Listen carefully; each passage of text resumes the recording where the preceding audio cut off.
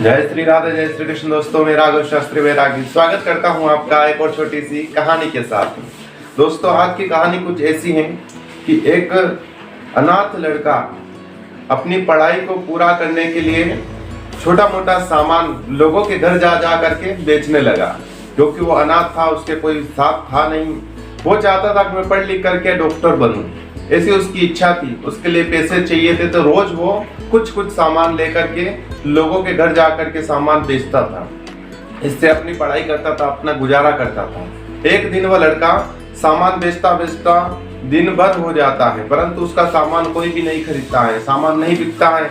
बड़ी जोरों की भूख लगती है। अब सामान बिका नहीं तो पैसे ही नहीं पास में, तो क्या खाए, कुछ समझ में नहीं आ रहा था। उसने एक गांव में एक घर का दरवाजा खटखटाया। दरवाजा खटखटाया तो दरवाजे के अंदर से एक लड़की निकल करके आती है। लड़की ने पूछा, कौन हो, क्या हुआ?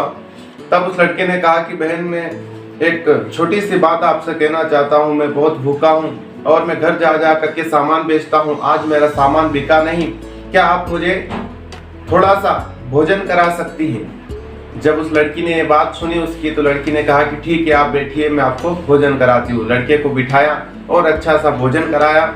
उसके बाद में वो लड़का वहां से फिर चल पड़ता है और अपना कार्य करने लग जाता है। इसी तरह उसके दिन निकलने लग जाते हैं। सामान बेचता बेचता कुछ पैसे इकट्ठे करता है और वही अपने पढ़ाई में लगाता है। धीरे धीरे उसकी पढ़ाई पूरी हो जाती है, समय निकलता है, पढ़ाई पूरी होती है। उसके बाद में वो एक दिन डॉक्टर बन जाता है। जो उसका सपना था वो सपना उसका पूरा हो जाता है। वो अच्छी तरह से सबका इलाज करते, गरीबों की भी मदद करते और बिल्कुल अच्छा कार्य उसका चलने लगा। धीरे धीरे कुछ समय निकला और करीब करीब उसकी 45 साल की उम्र उसकी हो चुकी थी। बड़े बड़े ऑपरेशन करना वगैरह वगैरह सब कार्य वो करता था। जाना माना डॉक्टर बन गया था। उसके बाद में एक दिन उनके हॉस्पिटल में एक महिला आती है जिसका कि ऑपरेशन करना था। वो डॉक्टर साहब उसका ऑपरेशन करते, उसके साथ उस महिला के साथ में कोई नहीं था। डॉक्टर साहब ने उसका ऑपरेशन किया और हॉस्पिटल से जो बिल आया वो बिल डॉक्टर साहब ने ले लिया नर्स से कि ये बिल मुझे दे दो, मैं ले जा करके उस महिला को दे दूंगा। डॉक्टर साहब ने वो बिल हाथ में ले लिया और हाथ में लेकर के उस महिला के पास में पहुंचे। वो महिला डॉक्टर साहब को देख रही थी। वो मन ही मन सोच रही थी, कांप रही थी कि मेरे पास तो 1 रुपया भी नहीं है, ना ही मेरा कोई सहारा है, मैं कहाँ से पैसे दूंगी? मेरा इलाज तो हो गया, मेरा ऑपरेशन तो हो गया, परंतु मैं पैसे कहाँ से लाऊंगी? मन में 50 सवाल थे, उसके हाथ कांप रहे थे।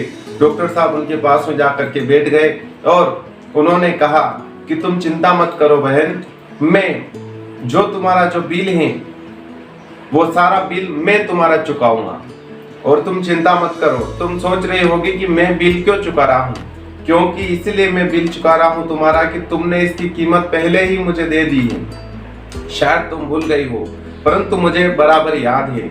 मैं तुम्हें बताता हूँ, याद करो, जब तुम्हारी उम्र लगभग 18 साल की थी, तब तुम्हारे दरवाजे पर एक लड़का आया था सामान बेचता हुआ और उसने तुमसे कहा था कि मुझे एक टाइम का भोजन करा दो, मुझे बहुत भूख लगी है। तुमने उस लड़के को भोजन कराया था।